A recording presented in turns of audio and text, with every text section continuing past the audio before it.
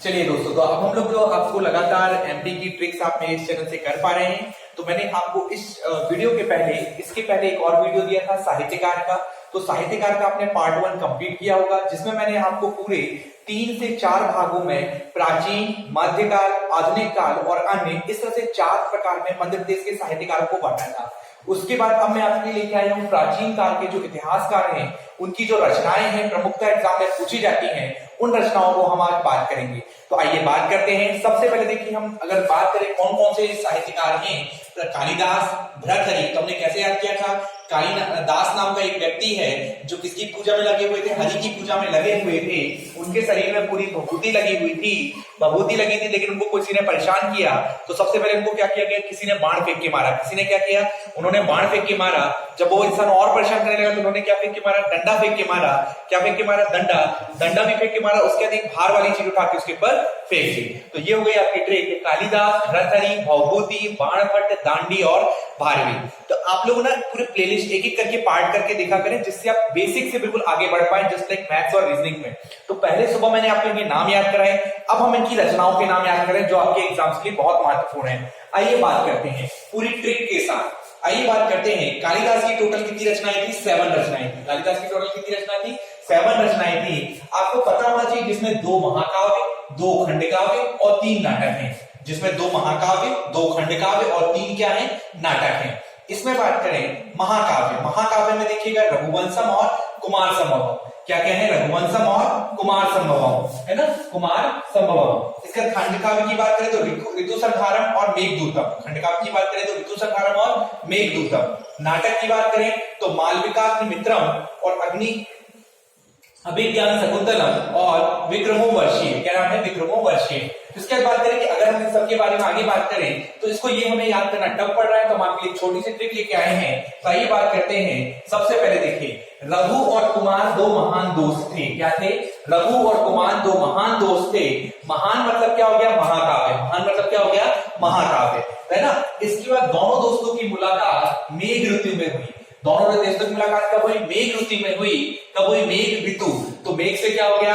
आपका मेघदूतम, और ऋतु से क्या हो गया? ऋतु संहारम। तो दोनों की मुलाकात कब हुई? मेघ ऋतु में हुई। तो मुलाकात हुई तो मेघ ऋतु। मेघ और ऋतु दोनों कैसे कैसे होते हैं? खंड खंड में आते हैं। मेघ भी खंड खंड में है और ऋतु भी कैसे होती है? खंड खंड में। तो ये हो गया आपका खंडकाव्य।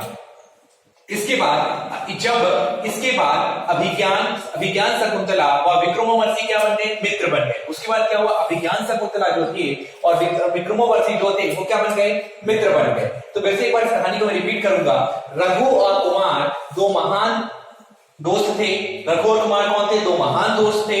दोनों दोस्तों की मुलाकात मेघ ऋतु में हुई। दोनों दोस्तों की मुलाकात कब हुई? मेघ ऋतु में हुई, जब अभिज्ञान शकुंतला व विक्रमोर्वशी क्या बन गए? मित्र बन गए। तो बिल्कुल आसान सी कहानी थी। एक बार और आप बात करते हैं। रघु व कुमार 2 महान दोस्त थे। रघु व कुमार 2 महान दोस्त थे। इन दोनों की मुलाकात आपकी मेघ ऋतु में हुई। इन दोनों की मुलाकात मेघ ऋतु में हुई, जब अभिज्ञान शकुंतला क्या? अभिज्ञान शकुंतला व विक्रमोर्वशी क्या बन गए? मित्र बन गए। तो एक रचना हो गई अभिज्ञान शकुंतला एवं एक हो गई विक्रमोर्वशी। इसके बाद मित्र से बन गए आपके क्या हो गया? आपका मालविकाग्नि मित्रम। मालविकाग्नि मित्रम। ठीक है, आगे बात करते हैं। आपको हो सकता है पूरा याद हो गया हो। प्रमुख तथ्य की बात करें तो जो मेघदूत नामक किताब है, मेघदूत, और मेघदूत वाले सिंपल सी बात है जहां पेड़ पौधे बहुत सुंदर सुंदर चीजें होंगी। तो कालिदास का जो मेघदूत के अंदर चित्रण है वो बहुत कुछ अमरकंटक का मिलता है। किसका मिलता है? अमरकंटक का।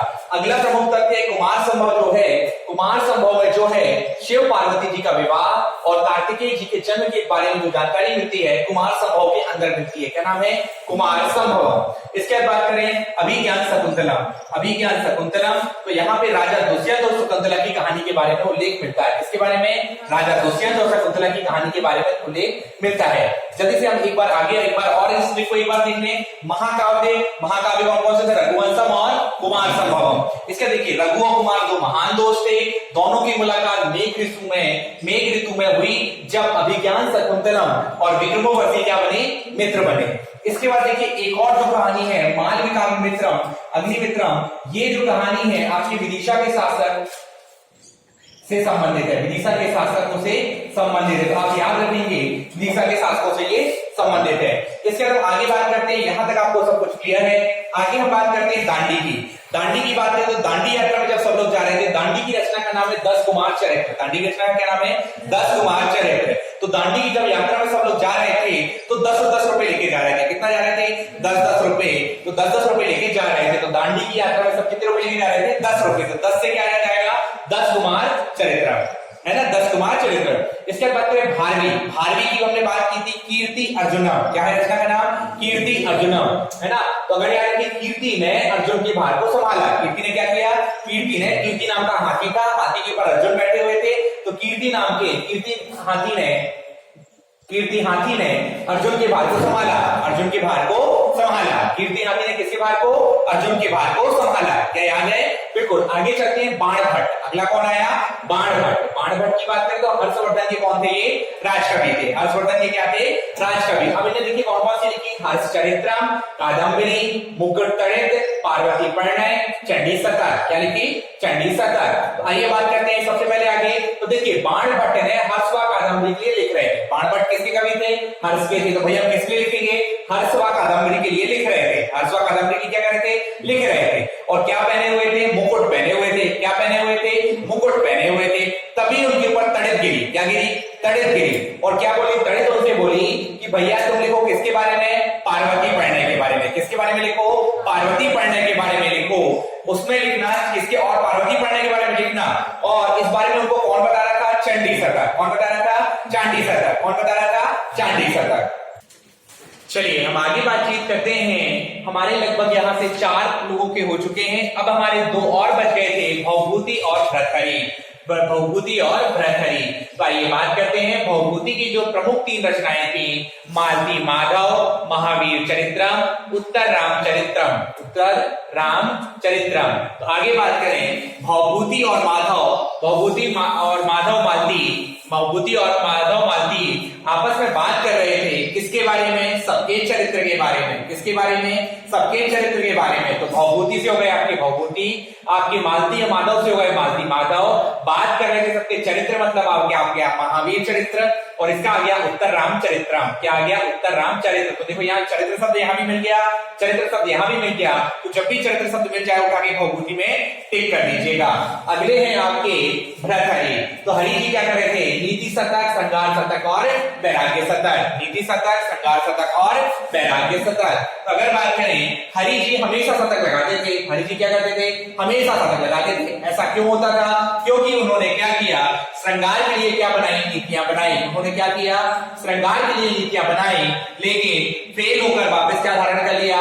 वैराग्य धारण कर लिया। श्रृंगार के लिए क्या बनाई? नीतियां बनाई, लेकिन अगर नीतियां फेल हो गई तो फिर क्या धारण कर लिया?